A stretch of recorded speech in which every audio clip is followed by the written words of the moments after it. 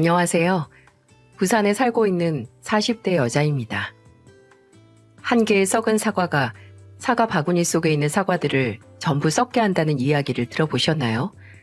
주로 미국 영화나 드라마에서 비유되는 말인데 우리나라로 치면 귤이 가득 들어있는 박스 아래 깔린 곰팡이 피고 짓무른 귤 하나가 주변에 있는 귤들에게까지 곰팡이를 옮긴다고 볼 수 있겠네요. 싱싱하고 아직 먹을 수 있는 과일의 선한 영향력보다는 이미 곰팡이 피고 물러가는 과일의 악한 영향력이 더 강하고 빠른 속도로 주변 과일들에게 영향을 끼친다는 거죠. 앞서 비유된 말은 주로 조직이나 인간관계에서 많이 비유가 되는 말인데요. 썩은 과일은 다른 과일에게 영향을 끼치기 전에 바로 골라서 박스 속에서 꺼내야 한다고 해요. 근데 만일 저 썩은 과일이 내게 곁에 있는 사람이고 가족이고 만일 사랑하는 사람이라면 여러분은 어떤 선택을 하시겠어요? 아마 처음부터 본인이 사회에서 썩어가는 과일이 될 거라는 걸 알고 사는 사람은 없겠죠. 저도 사회에서 또 내 가족에게 안 좋은 영향을 끼치는 사람이 되고 싶지 않았기에 지금 되돌아봐도 참 열심히 살아온 것 같아요. 혼자가 돼서 두 남매를 등에 업고 평생 멈추지 않고 달려오신 아버지와 또 하늘에서 저희 가족을 보살펴 주시는 어머니를 위해서 더욱 좋은 영향만 끼치는 그런 사람이 되고 싶었거든요. 어머니는 제가 고등학교도 들어가기 전에 이미 간암 투병 중이셨고 고등학교 2학년으로 올라갈 때쯤 세상을 떠나셨어요. 어머니를 떠나보내고 그리움에 사무쳐서 슬픈 것만큼 또 인생에 있어서 동반자이자 일생일 때 가장 큰 친구를 잃은 아버지의 외로운 뒷모습을 보는 게 더 괴로웠죠. 아버지는 집안의 가장이자 이제는 어머니의 역할까지 하셔야 했기에 두 어깨가 더 무거우셨을 거예요. 근데 아버지는 저희에게 정말 힘든 내색 한번 하신 적이 없었어요. 솔직히 제가 장녀이고 맏딸인데 제게 부탁을 하실 수도 있는 거잖아요. 아버지께서는 시장에서 과일 가게를 하셨는데 아침에 과일을 도매업자에게 가져와야 했기 때문에 새벽 일찍 일어나셨어요. 또 가게 마감하시면 이미 저녁 시간이 지나곤 했죠. 그러니까 제게 아침은 너네들끼리 차려 먹어라. 저녁은 집에 있는 반찬으로 알아서 챙겨 먹어라 라고 하실 수 있었을 텐데 정말 무슨 일이 있지 않고서야 매일 아침마다 주먹밥이나 토스트 같은 간단한 아침상을 저희 남매에게 챙겨주셨어요. 아버지도 어머니가 계시던 시절에는 어머니를 믿고 음식에는 전혀 재주가 없으셨던 분이라 처음에는 주먹밥에 소금이 뭉쳐져 있고 토스트가 과자처럼 바짝 구워져서 바삭바삭 했었는데 점점 시간이 지나면서 주먹밥 속이 어느 날은 볶음김치, 어느 날은 불고기, 또 멸치볶음 등으로 이렇게 다양해졌고 또 토스트는 이제 길거리에서 파는 토스트 샌드위치 저리 가라 할 정도로 두껍고 맛이 기가 막혀졌어요. 또 저녁에 먹을 반찬은 꼭 냉장고 앞에 메모지를 붙여서 미리 알려주셨죠. 할머니께서 반찬을 보내셨는데 명란젓은 아빠가 참기름이랑 파 넣고 비벼놨으니까 김 꺼내서 싸먹고 묵은지는 아직 파가 안 익었으니까 옆집에서 얻어온 겉절이부터 먹어라. 절대 라면부터 꺼내 먹지 말고 밥 먹어야 해. 이런 내용의 메모가 몇 년 내내 냉장고 앞에서 사라지지 않았던 기억이 나네요. 아마 아버지께서 이렇게 저희의 끼니에 진심을 다하셨던 건 저희가 어머니의 빈자리를 조금이라도 덜 느끼게 하시려는 노력이었을 거예요. 어머니는 정말 저희가 밥을 한 끼라도 안 먹는 걸 못 보시는 분이었거든요.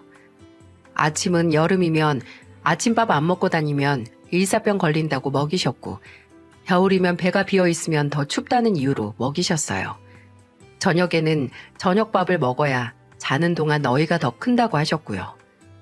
그런 어머니가 돌아가시고 행여 저희가 조금이라도 집밥에 대한 그리움을 느끼게 된다면 그만큼 어머니에 대한 그리움도 커질 거다라고 생각하신 거죠. 또 아버지는 제게 장녀로서의 부담을 주지 않으려고 하셨어요. 아버지가 늦게 들어오는 날에는 동생이랑 저녁 먹고 설거지거리는 그냥 물에만 담가두라고 하셨어요. 아버지가 집에 오셔서 식사하시고 한꺼번에 하신다고요. 그래도 제가 밥 다 먹고 설거지를 한 날에는 꼭 이런 말을 하셨답니다. 손에 물 묻히지 말어. 그 손으로는 아직 연필 쥐고 공부하고 숟가락 들고 밥만 잘 먹으면 될 때야. 아니지. 나중에도 우리 미영이 대신 설거지 해주는 놈 골라서 결혼해야지. 아버지는 이렇게 제게 조금의 부담도 주지 않으려고 하셨지만 어찌 자식 마음이 마냥 아버지께 기대고만 살 수 있겠어요? 저도 아버지께 힘이 되고 싶었기에 대학에 들어가서 일찍 공무원 준비를 했습니다. 공무원이 제 오랜 꿈은 아니었지만 일찍 안정적인 직장을 구해서 조금이라도 아버지 어깨에 있는 가장으로서 부모로서의 무게를 덜어내고 싶었거든요. 그건 동생도 마찬가지였는지 고등학교 졸업 후 바로 군대 갔다 와서 취업을 하더라고요. 그렇게 저희 세 가족은 먼저 떠난 어머니께서 전혀 걱정하시지 않도록 서로 다독이고 의지하면서 열심히 살았습니다. 저희 가족이라는 바구니에 썩은 과일은 단 한 명도 있지 않았죠.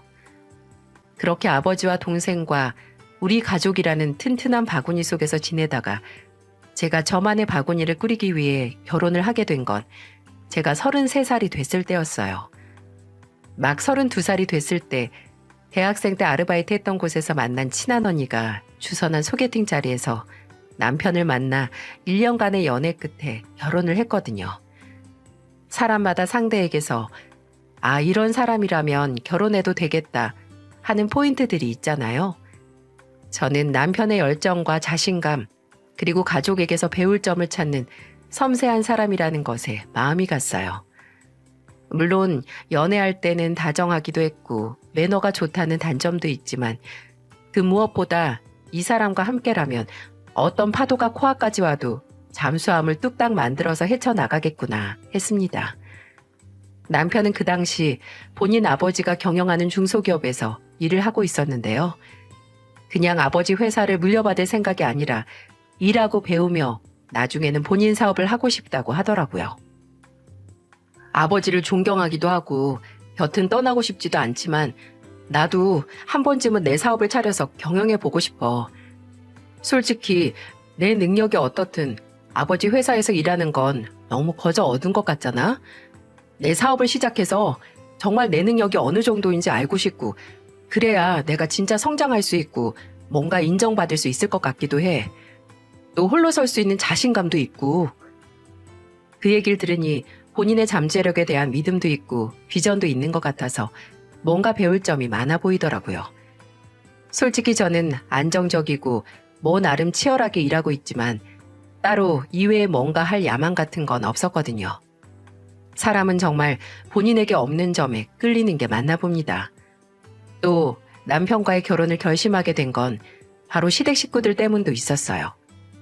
남편에게는 각각 7살 차이, 9살 차이가 나는 남동생과 여동생이 있었는데 남동생도 대학 졸업 후 바로 아버지의 회사에서 일할 정도로 가족이 함께 일하는 회사였어요. 신우이는 그 당시 대학원에 다니면서 대학교에서 연구를 하고 있던 터라 시아버지 회사에 입사할 예정은 없었지만 시아버지가 몇 평도 안 되는 사무실에서 처음 사무실을 차렸을 때는 시어머니도 함께 나와서 장부 정리를 도우셨을 정도로 역사가 깊은 가족 회사였어요. 그래서 그런지 뭔가 유대감이 깊어 보이고 서로 으쌰으쌰가 잘 된다고나 할까요? 결혼 전 처음 시댁에서 저를 초대해 주셨을 때 저녁 식사 내내 시아버지와 시어머니가 회사를 차리고 남편이 함께 일하면서 일어난 에피소드와 앞으로 시동생이 회사에서 보여줘야 할 모습까지 정말 몇십 년에 걸친 기업 창립 스토리를 들었어요. 나 때는 회사에 이젠 한 사람에 2대 3대도 있는 컴퓨터도 없었지. 죄다 손으로 하나하나 작성해서 쌓아 올린 회사야. 아버지, 요새 나 때는 이런 말로 시작하면 듣는 사람들이 다 딴 생각해요. 꼰대라고. 그래 이놈아, 나 꼰대고 구식이다. 미영아, 혹시 이 시애비 얘기가 지루했냐?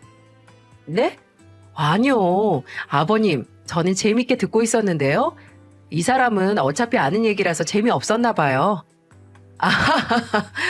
아유, 우리 새아기 어쩜 이렇게 말도 예쁘게 잘하나? 아무리 내 아들이지만 우리 지훈이한테는 아깝네. 그간 가족이 함께 일을 하며 생겨난 크고 작은 에피소드. 예를 들어 남편이 처음으로 나간 거래처의 미팅을 너무 긴장을 해서 다른 회사 사무실을 찾아갔던 거나 시아버지가 경쟁업체 대표와 술자리에서 대작을 하다 끝까지 남아서 이긴 이야기 등등을 이야기하며 서로 눈을 반짝거리며 마치 어제 일어난 일처럼 이야기하는 모습이 굉장히 좋아 보이더라고요. 그냥 가족일 뿐만 아니라 끈끈한 비즈니스 파트너로서의 유대감을 갖고 있다는 게 특별하다고 생각을 했어요. 그 자리에서 저는 마땅히 할 얘기가 없어서 그냥 앞서 여러분에게 먼저 말한 것처럼 저희 아버지의 일화나 동생과의 관계 등을 이야기했는데 그 이야기를 듣던 시부모님은 조만간 빨리 저희 아버지를 만나보고 싶다며 세상에 좋은 부모님만큼 또 좋은 사람이 없다고 하셨어요. 그렇게 생각보다 앞당겨진 상견례에서 저희 아버지는 시부모님 앞에서 몇십 년간 시장에서 손님들 상대해가며 과일을 박스로 팔던 매력을 뽐내셨죠. 시아버지는 우리 새아가가 사돈 어른을 닮아서 말을 곱고 청산유수로 잘하나 보다고 둘 다 그냥 장사하고 공무원으로 남기 아깝다고 제 칭찬을 하셨어요. 시부모님 두 분 다 저를 참 예뻐하셨지만 특히나 시아버지께서 저를 처음부터 굉장히 마음에 들어 하셨어요. 저와 남편은 양가의 무한한 축복을 받으며 그의 늦가을에 결혼을 했고 시부모님께서는 잘 살라고 신혼집까지 구해주셨습니다. 원래 시아버지 명의로 된 아파트에 들어가 살게 됐죠. 그렇게 저도 유대감이 여러모로 끈끈한 집안의 일원이 돼서 살았는데 인생은 멀리서 보면 희극, 가까이에서 보면 비극이라는 말이 있죠. 남편과 결혼을 하고 오랜 시간이 지나면서 그렇게나 좋아 보이던 시댁 식구들의 바구니에 썩은 과일이 있다는 것과 그 썩은 과일이 누구인지 알게 되는 과정은 그다지 유쾌하지 않았습니다. 결혼하고 초반에는 남편에게 종종 이런 얘기를 듣곤 했어요. 아버지 경영 방식은 구식이다. 또 좀 아련한 표정으로 아버지가 회사에 나오실 날도 얼마 안 남았다. 이런 말이요.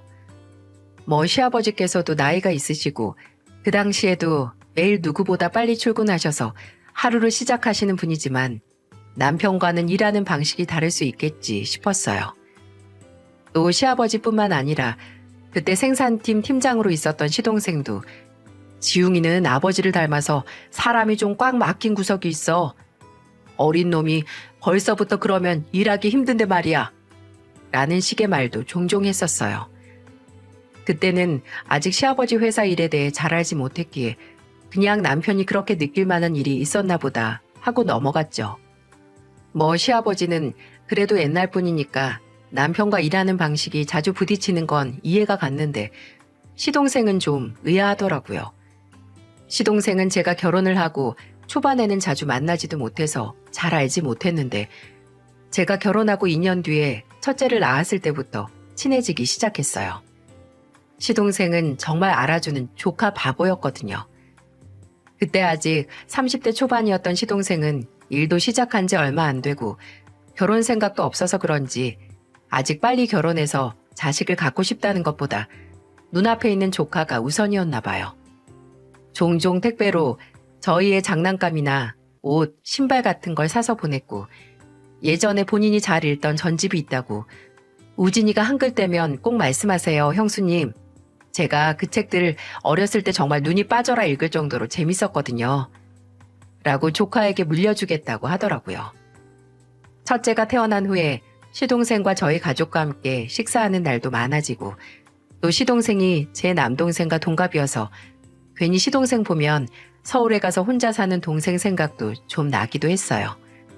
시동생의 성격을 알아가면서 남편에게서 들었던 꽉 막히고 일머리 없는 이미지에 조금 의문이 생기기도 했지만 사람이 일상생활에서 보이는 모습과 직장에서 보이는 모습에 차이는 있잖아요. 그래서 그럴 수도 있겠지 싶었죠. 하지만 이런 생각에 금을 가게 만드는 일이 터졌는데요. 결혼하고 처음으로 시아버지와 남편이 회사 문제로 인해 크게 싸우게 된 걸 보고 나서였어요. 남편이 회사에서 직급이 이사로 승진을 하게 되면서 모든 일이 발생했는데요. 승진이 있고 얼마 안 있어서 시아버지의 생신이 있었는데 제가 그날 따로 외식을 할까 아니면 시댁에 가서 식사를 할까 물었는데 남편이 정색을 하고 그러더군요. 가려면 당신 혼자가, 난 안 가 하고요. 딱 봐도 시아버지와 무슨 일이 나긴 한 건데 그전에는 사적으로도 일적으로도 의견 차이가 있어도 저러지 않던 사람이 정색까지 하면서 말하니까 사소한 문제가 아닌 것 같더라고요. 남편에게 물어봐도 말해주지 않고 시부모님에게 여쭤보긴 이른 것 같아서 시동생에게 물었더니 이건 제가 생각해도 남편이 선을 넘은 것 같긴 했습니다. 형이 이번에 이사 달고 나서 아버지랑 9년간 함께 일한 거래처 잘라내고 무슨 신생업체랑 계약하겠다고 독단적으로 일을 벌렸거든요. 아버지는 어떻게 언질도 없이 이런 일을 벌릴 수 있냐고 형한테 실망하시고 형은 이렇게 날 안 믿고 간섭할 거면 뭐하러 승진을 시켰냐 하고. 근데 솔직히 형이 좀 경솔했죠. 별다른 문제도 없던 거래처를 왜 잘라내요? 형이 이사 달고 나서 새로운 시도를 해서 아버지께 뭘 보여드리고 싶은 마음도 잘 알겠는데 좀 방식이 잘못된 것 같아요, 형수님. 시동생의 말대로 남편의 열정은 잘못된 게 아니지만 정말 그 방식에는 동의를 못하겠더라고요. 그래서 남편한테 이번에 시아버지 생신날 가서 대화로 좀 풀라고 하면서 거의 끌다시피 데려갔어요. 근데 제 생각처럼 풀리지 않았어요. 시아버지 생신 케이크를 가운데 두고 회사에서 있었던 일에 대해 대화를 하던 도중 남편이 아버지도 이제 좀 새로운 걸 받아들이실 때도 됐어요. 제발 이제 고집 그만 부리세요. 라는 말을 하게 됐고 시아버지는 손에 들고 있던 선물도 내다 던지시면서 분개하셨죠. 야 임마, 거래 잘하던 회사 내치고 어디서 듣도 보지도 못한 회사 끌고 와서 다른 직원들 다 개무시하고 네 마음대로 거래 성사시키는 게 네가 말하는 새로운 거야? 거래처만 갈아치우는 게 그게 새로운 거냐고? 아니, 왜 결과물을 보지도 않고 벌써부터 잘못됐다 평가하는 건데요? 내가 결과물이 잘못될 거라고 지금 이러는 거냐? 네 일하는 방식이 같이 일하는 사람들 다 기만하고 무시하는 방법이라서 그게 잘못됐다는 거다 이놈아. 감투 하나 씌워줬다고 바로 일을 이따위로 해? 남편은 그 자리를 박차고 나갔고 시아버지는 생신날 함께 모인 시간 내내 분을 사귀지 못하셨어요. 그리고 남편을 향한 시아버지 끌어오르는 분노와 실망의 감정을 사귀게 도운 게 바로 저였죠. 그때까지만 하더라도 남편의 잘못은 제게 정말 잘해보려고 하다 저지른 경솔한 실수였거든요. 남편에게는 시아버지께 빌어서 용서를 구하라고 했고 시아버지께는 남편이 아버님께 정말 뭔가 보여드리기 위해 선을 넘은 것 같다고 다시 한번 기회를 주신다면 그 사람도 변할 마음이 있다고 말씀드렸죠. 그렇게 서로를 향한 끌어오르는 감정이 식어가는 것 같았는데 여러분, 아무리 생각해도 그때 남편을 두둔하면 안 됐나 봅니다. 남편과 결혼을 하고 6년 동안 솔직히 말해서 남편과 함께 일하는 사람들이 선물을 보내온 적이 없었어요. 그래봤자 남편의 생일에 아래 직원들이 넥타이 같은 걸 선물하는 정도?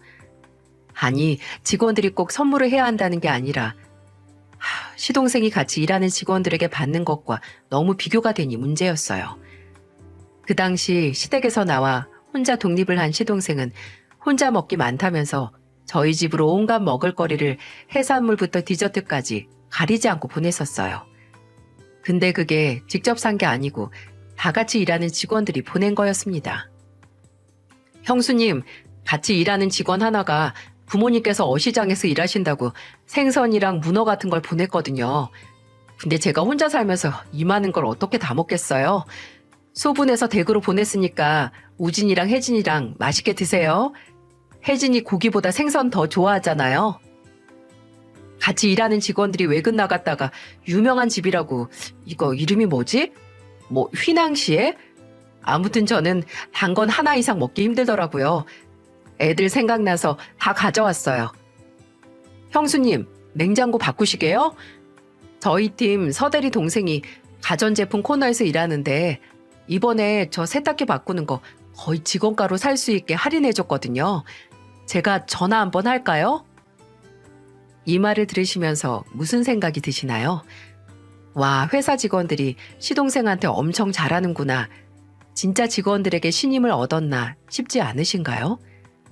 애초에 사장 아들이라서 잘 보이고 싶어서라기엔 그럼 이사로 직급이 더 높은 남편에게 더 알랑방구를 끼워야 하지 않냐고요. 이런 일이 쌓이고 쌓이면서 슬슬 남편은 늘 시동생의 업무 방식에 불만을 가져왔지만 회사 내에서 직원들의 평가는 오히려 반대일 수 있겠구나 싶었습니다. 심지어 종종 시아버지가 남편과 직원 관리 문제로 말다툼을 하는 걸 시간이 지날수록 자주 보게 되니 생각이 점점 한쪽으로 쏠릴 수밖에 없었죠. 한 번은 시아버지께서 정말 진지하게 남편을 불러서 이야기하셨어요.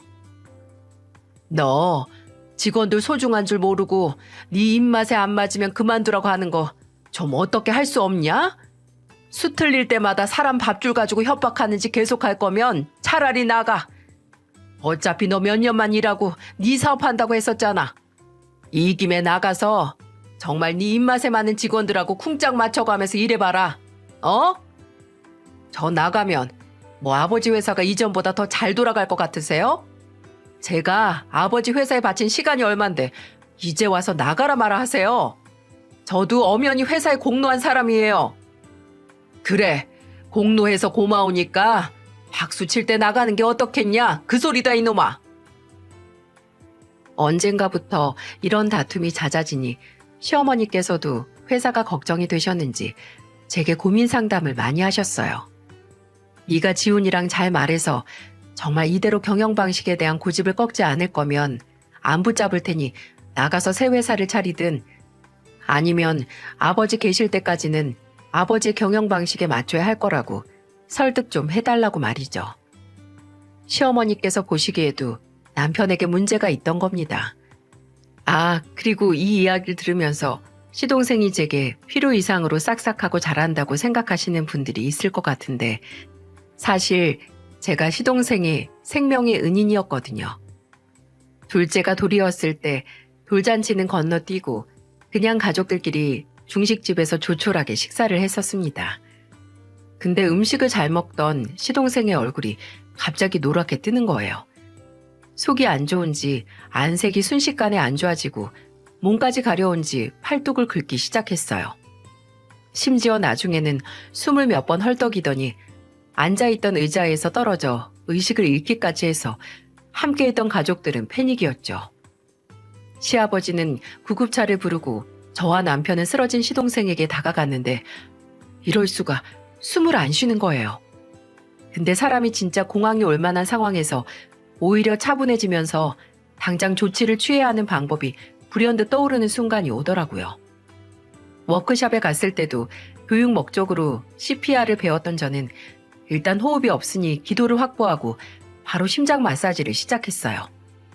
CPR은 정말 막말로 갈비뼈가 부러질 정도로 강하게 해야 했기에 그 겨울에 땀까지 뻘뻘 흘려가면서 속으로 숫자를 세면서 구급대원이 올 때까지 했죠.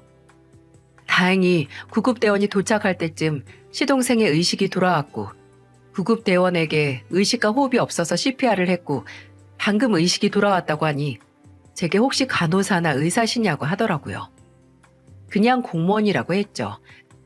나중에 병원에 갔을 때 시동생은 음식으로 인한 알러지 반응, 아나필락시스 증상이었다고 하더군요.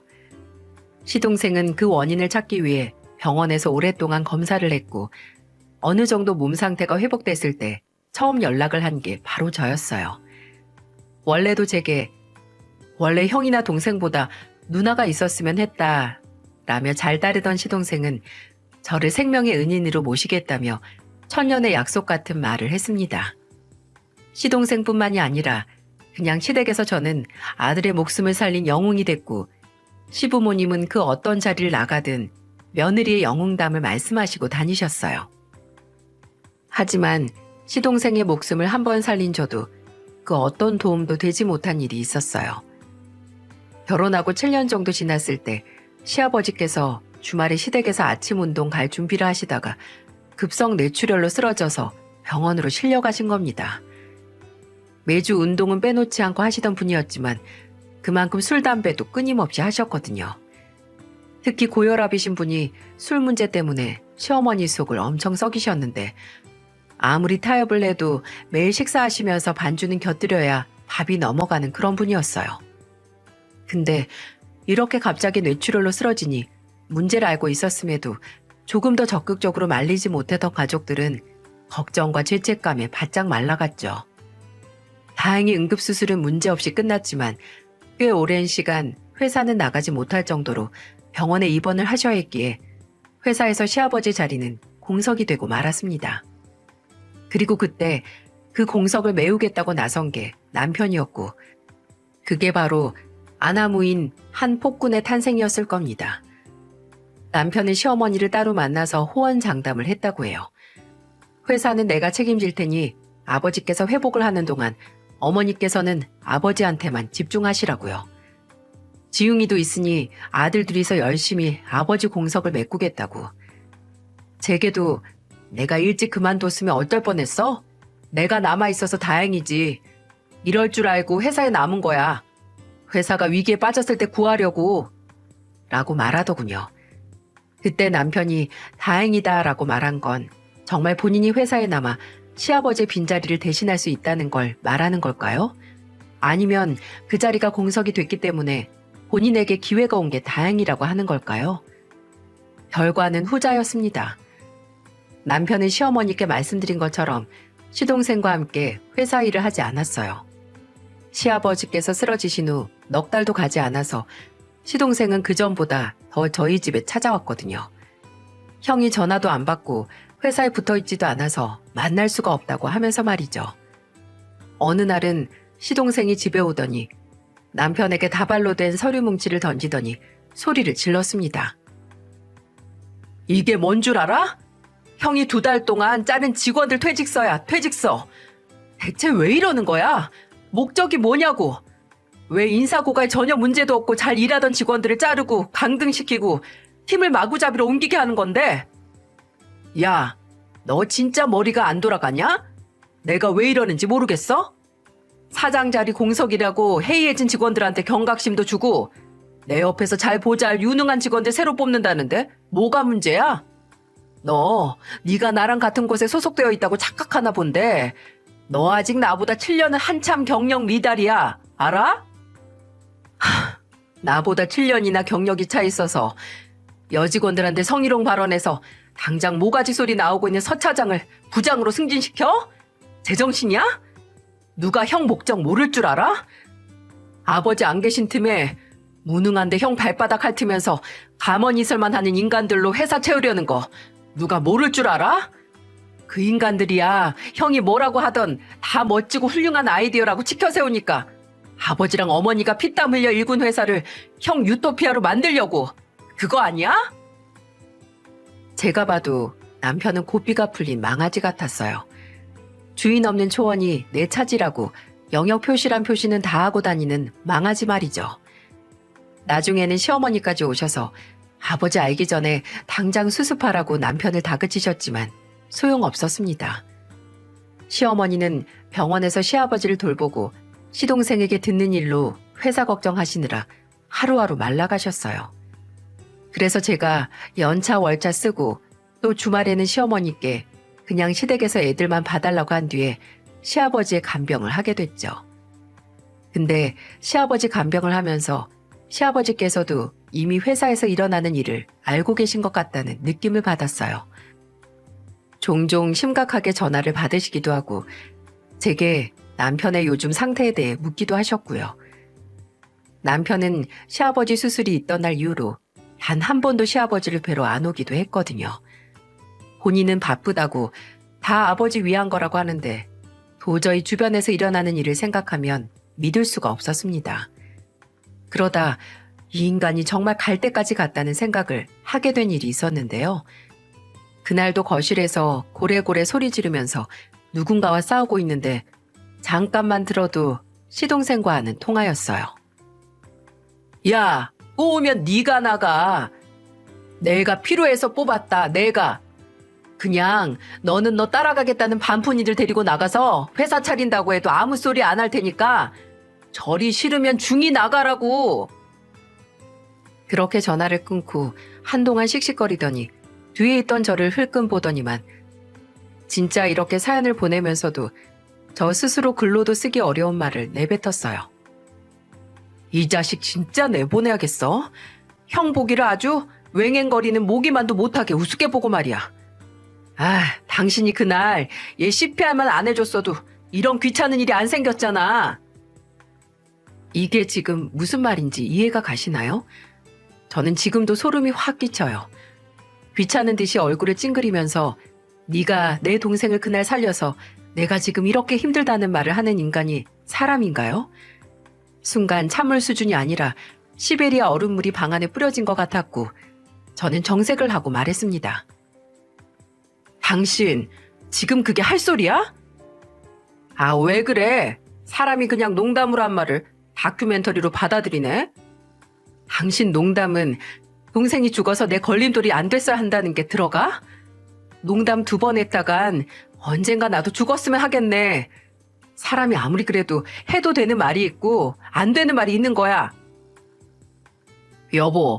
여보도 참 결혼하고 지웅이 그 자식이나 아버지랑 친하게 지내서 사람이 각박해졌다.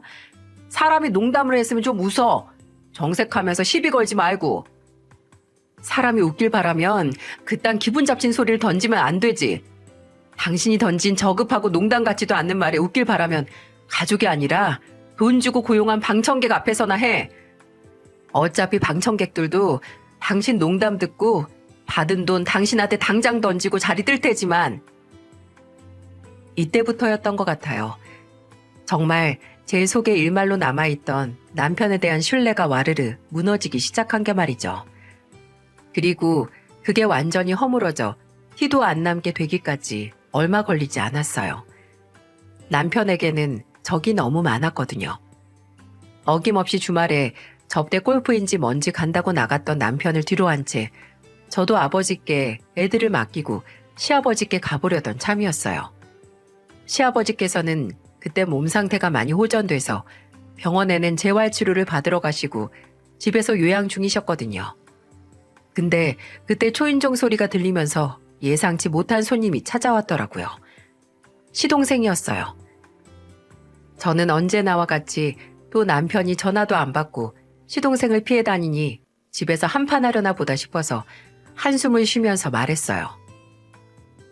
그 사람 집에 없어요.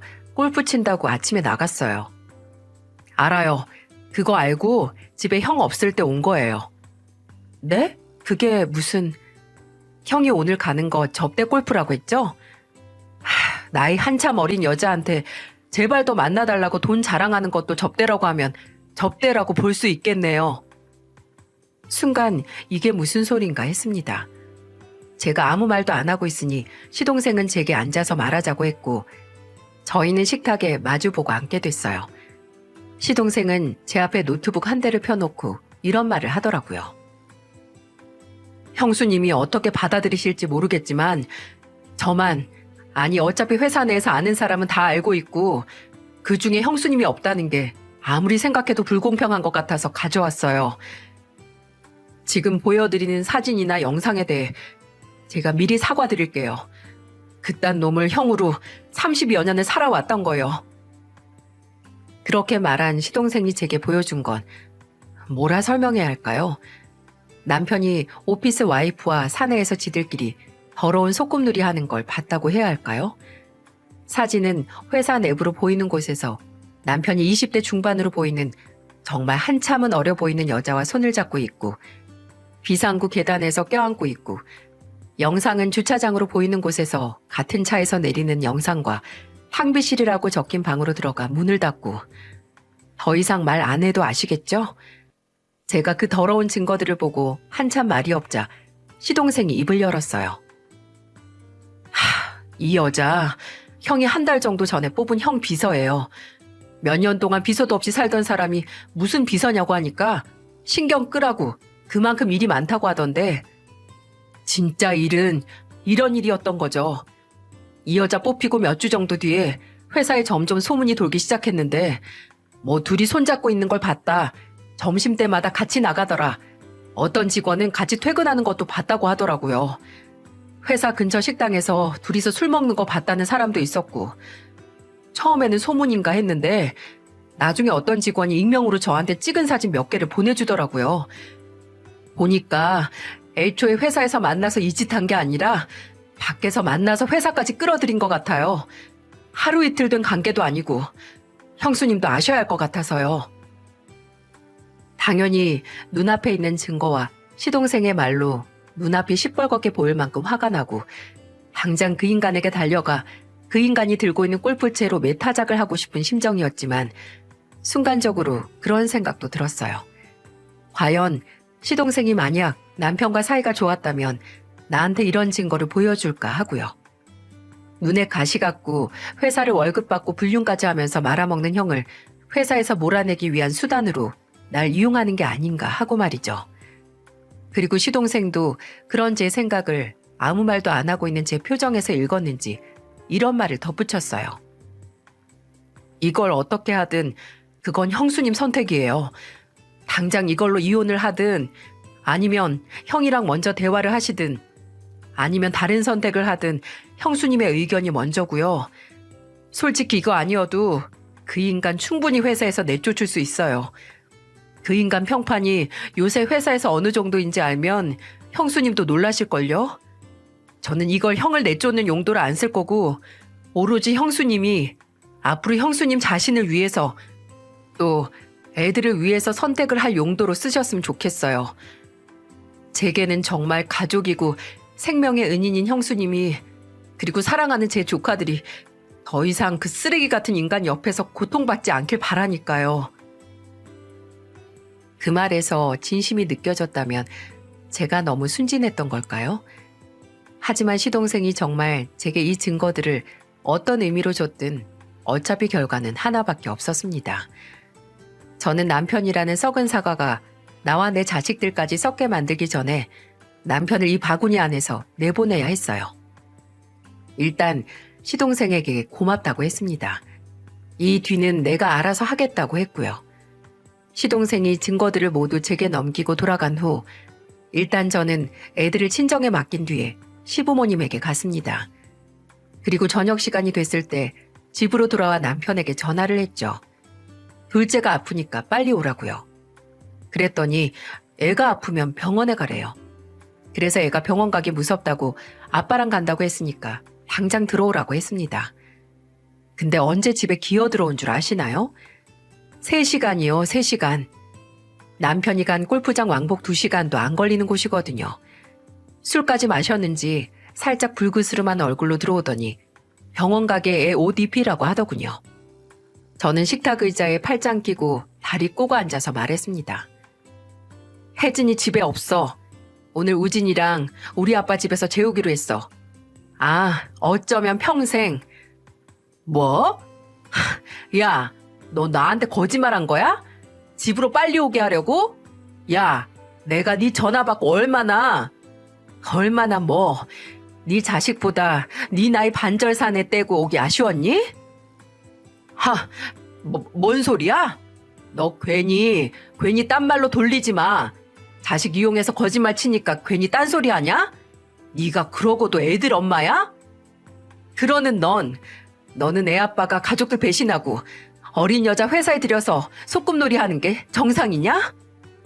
머저리 마냥 눈만 끔벅거리는 인간 앞에 식탁 위에 있던 노트북을 두들겨 화면을 띄웠어요. 제가 처음 그 화면을 마주했을 때만큼 놀라는 것 같더군요. 저는 벌떡 일어나서 그 얼빠진 얼굴을 정말 뻑 소리가 집안에 울리도록 주먹으로 후려쳤습니다.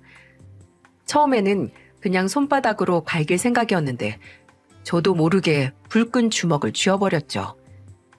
제 주먹도 욱신거렸지만 고통이 상당했는지 입을 쩍 벌리고 한동안 말을 못하며 고개만 숙이고 있는 그 인간 꼴을 보니 속은 좀 후련했어요. 저는 그 인간이 정신 차릴 틈도 주지 않고 말했습니다. 나는 당신이 주변에서 어떤 손가락질을 받고 어떤 평가를 받아도 나는 당신 편 대주려고 했어. 당신 가족들이 당신을 내친다고 해도 나는 당신 편 되자. 그래서 아버님 어머님한테 가서 당신한테 한 번 더 기회 달라고 했던 거야. 근데 너는 그 은혜를 이딴 식으로 갚냐? 야, 너 이거 누구한테 받았어? 강지웅이지? 그치? 그 새끼가 나 회사에서 몰아내려고 작당하고 당신 이용하는 거잖아. 이용하든 말든 이제 곧 남들 네가 알 거 없고, 그래도 네 동생은 은혜를 이렇게 갚기라도 하네. 근데 넌 뭐니? 어차피 너도 곧 네 혈육들한테 버려질 텐데 내가 먼저 버려줄게. 뭐? 내가 무슨, 너 그거 무슨 소리야? 내가 이 사진이랑 영상 받고 뭐부터 했을 것 같아? 당신이 월급 받아가면서 더러운 짓 하던 그 회사 원래 주인 아버님이랑 어머님 보고 왔어. 그 두 분이 이거 보고 나한테 뭐라고 하셨을까? 맞아요. 저는 그날 시아버지가 계신 병원에 가서 남편이 저지른 모든 짓을 말했습니다. 어머님, 아버님께서 가장 힘드실 때 이런 말씀 드려서 정말 죄송해요. 근데 저 정말 이 인간이랑은 못 살겠어요. 회사에서 다른 여자 만진 손으로 우리 애들 만진다고 생각하니까 벌써부터 속이 뒤집어지고 정말 나중엔 후회할 것 같은 짓까지 저지를 것 같아요. 어머님, 아버님, 죄송합니다. 장남은 정말 거지 같지만 저희 시부모님은 정말 좋은 분들이거든요. 혹시 남편은 어디서 주워서 키우신 게 아닐까 싶을 정도로 남편과는 아예 다른 종류의 인간상 같았습니다. 그런 분들에게 가장 힘들 시기에 이런 소식을 전한다는 것 자체로도 괜히 죄송하고 죄인이 된 것 같았죠. 근데 시어머니는 저와 함께 우셨고 시아버지는 정말 오랫동안 말을 잊지 못하셨어요. 시어머니는 제 손을 붙잡고 말씀하셨습니다. 미우나 고우나 내 자식인데 그놈이 너한테 이런 짓까지 저지른 걸 알고도 너를 어떻게 잡겠니? 미영아, 우리한테 미안할 거 없다. 오히려 우리가 너한테 미안하다. 정말 미안하다. 자식이라도 당장 끌어와서 네 눈앞에서 때려 죽이지도 못해서 미안하다. 시부모님은 제 이혼을 말리지도 이해 못하시지도 않았어요. 오히려 제 고통과 슬픔에 공감하셨고 사과를 해주셨죠. 귀한 집 딸을 못난 아들 만나게 한 걸 사과하셨습니다. 근데 이걸 모르는 남편은 네가 아무리 우리 부모님에게 예쁜 며느리라도 아들만 하겠냐며 오히려 떵떵거리더군요. 두고 보자며 지금 나랑 이혼하면 네 손해고 나는 오히려 좋다고 어찌나 뻗대던지. 저는 그 순간을 즐기라고 하고 미리 싸둔 짐을 들고 그 썩어가는 바구니 속에서 탈출을 했습니다. 저는 친정에서 지내며 바로 그 인간의 더러운 외도를 증거로 이혼 소송을 시작했어요. 친정에서 지낸 게 오히려 제게 다행이었던 점이 있었는데요. 아버지께서 당장 가서 그놈의 뼈를 새로 조립하겠다고 하시는 걸 말리느라 친정에 있으면서도 우울해할 틈도 없었어요. 근데 친정에서 애들과 지낸다는 이야기를 들은 시아버지께서는 제게 친정 근처에 아파트를 구해주셨습니다. 제 명의로 해주신다고 하시며 이혼 후에도 손주들이랑 그곳에서 지내라고 하셨어요. 집을 구할 위자료를 받아도 남편에게 받는 게 맞으니까 거절했지만 그 후에는 시어머니께서 제게 우리 죄책감 덜어준다고 생각하고 받아주렴. 네가 지훈이 그놈 때문에 집 나가서 애들이랑 생활하는 거 뻔히 알고 우리가 어떻게 정상으로 살아? 라고 하셨습니다. 저는 그 집을 시부모님이 제 애들에게 주시는 거라 생각하고 감사히 받았네요. 이혼 소송 중에도 시어머니는 종종 저희 집에 찾아오셔서 손주들을 보고 가셨어요. 근데 어디 창피해서 말은 못하는데 어디다가 털어놓고 싶은 참담한 심경을 제게 털어놓기도 했습니다. 지훈이 그 자식이 너 집 나가고 그 집에 누굴 들였는지 아니? 회사에서 끼고 놀던 그 젊은 애를 들여서 살더라. 내 자식이지만 옛날 같았으면 멍석말이를 해서 몽둥이질을 했어야 돼. 그래도 걱정 마라 미영아. 네 시아버지. 아유, 내가 이 말이 입에 안 붙는다. 애들 친할아버지가 걔 집에 들여서 산다는 거 듣고 그 집에서 지훈이까지 쫓아낸다고 했어. 그 둘 다 회사에서 쫓겨났다는 말은 들었지? 네, 맞아요. 남편, 아니 그 인간과 그 인간이 만나던 한참 어린 그 여자는 제가 이혼소송 변호사를 구하기도 전에 회사에서 내쫓겼습니다. 시아버지는 회사 경영과 집안일 둘 다 신나게 말아먹고 있는 남편을 두고 보지 않으셨어요. 시동생에게 듣기로는 남편은 나가면서도 회사 직원 절반을 데리고 경쟁업체를 설립할 거라고 시아버지를 협박했지만 참 비참하게도 남편을 따라 나선 직원이 하나 없었다죠. 그냥 허울만 회사 이사 자리에 앉아있던 거고 믿을 만한 리더감은 전혀 아니었나 봅니다. 그 인간은 저와 이혼 소송 기간 동안 쭉 사무실 하나 못 차리고 백수로 지냈고 심지어 같이 살던 그 여자도 그 남자를 떠났다고 해요. 시아버지께서 시아버지 명의로 된 그 집에서 정말 내쫓으셨거든요. 어쩌면 당연한 결과 아닌가요? 직업도 집도 없고 심지어 인성도 개차반나서 가족들에게 버림받기까지 한 지 나이보다 2배 가까이 많은 남자 곁에 남을 머저리가 있을까요? 그럼에도 불구하고 본인 곁에 남아있을 거라 믿은 그 인간이 머저리인 거죠. 전 남편은 이혼 후에 제게 양육권도 재산도 털려서 소송이 끝난 후에는 본인에게 남은 돈과 시어머니께서 빌려서 조금 받은 돈으로 작은 전셋집을 구했다고 지난해 첫째 조카 생일 선물주로 들른 시동생을 통해서 들었어요. 진짜 부모가 되기 전까지는 모르나 봐요. 내 자식이 어디까지 망가져도 그래도 자식은 자식인지 어머니는 도저히 마지막 남은 끈을 놓지는 못하시더라고요. 말로는 안 보고 산다고 하시는데 돈을 빌려주시는 걸 보면 그래도 부모로서 완전히 끊어내지는 못하시는 거겠죠. 저도 그 말이 공감이 되면서도 또 만약에 내 아들이 내 딸이 큰 사고를 치면 그 어떤 이유라도 끊어내지 못할까 싶더라고요. 상상일 뿐이었지만 나는 달라, 나는 매몰차게 끊어낼 거야 라고 말을 못하는 걸 보면 자신은 없는 것 같네요. 그리고 지난 크리스마스에 전혀 반갑지 않은 선물이 저희 집에 왔는데요. 바로 남편이 아이들에게 보낸 크리스마스 선물이었어요. 보낸 사람 이름에 그 소름 끼치는 이름 석자가 적힌 걸 보고 정말 육성으로 욕이 나왔습니다. 시동생에게 듣기로는 그때까지 일도 못 구해서 백수라고 하는데 무슨 돈으로 산 건지 저는 애들이 보기도 전에 얼른 포장만 뜯고 인형과 장난감이 든 상자에 싱크대에 있던 과일 껍질을 넣어서 도로 동봉해서 반송했어요. 어딜 감히? 지가 먼저 나와 애들을 배신했다는 사실은 크리스마스를 맞이해서 셀프로 용서를 한 건지 빤히 있고 이딴 뻔뻔한 짓을 하나요? 100번 보내라죠. 집에 있는 쓰레기란 쓰레기는 죄다 보낼 거고 저야 쓰레기 봉투 값 안 내서 좋겠죠. 저는 지금도 친정 근처의 시부모님께서 주신 아파트에서 아이들과 안락하게 살고 있습니다. 혼자서 애 2명을 돌보는 게 정신적으로도 육체적으로도 힘들어서 공무원 일은 그만둔 상태예요. 시부모님은 이 소식을 들으시고 혹시 다른 일을 시작하고 싶거나 가게를 내고 싶다면 바로 말하라고 차려주겠다고 하셨지만 어찌 마냥 받을 수가 있겠어요.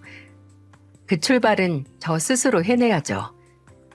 솔직히 젊은 시절 그토록 힘들게 공부해서 얻어낸 일을 포기한다는 게 정말 한쪽 팔을 끊어내는 것처럼 힘들었지만 저와 아이들의 새 출발을 위한 작은 희생이라고 생각하면 쓰린 속이 좀 괜찮아지더군요. 아직 앞으로 애들을 키우면서 뭘 할지 정하지 못했지만 이제는 시간도 많고 재산 분할해서 받은 돈과 그 젊은 상간녀에게 받은 위자료로 통장 잔고도 든든하니 천천히 생각해 보려고 합니다. 길게 보면 2022년은 통째로 제게 액땜과도 같은 한 해였던 것 같아요. 내 소중한 바구니에서 썩은 사과 하나를 몰아내고 그 사과가 짓물러서 남긴 자리를 드러내고 깨끗이 청소하는 그런 시간이었네요. 이제 썩은 곳 하나 없이 싱그러운 향만 나는 제 바구니에서 새롭게 2023년을 시작하며 더 이상 저와 제 가족에게 이런 일이 없도록 제가 더 강해져야 했습니다. 제 이야기도 전화위복이라고 볼 수도 있겠죠? 제 이야기를 들은 모든 분들께서 제 이야기 속에서 전화위복의 기운을 받아가셔서 강하고 승리만을 거두는 2023년을 잘 살아가셨으면 좋겠습니다. 늘 건강하시고 여러분의 바구니 속에 항상 싱그러운 과일만 가득하길 바랄게요.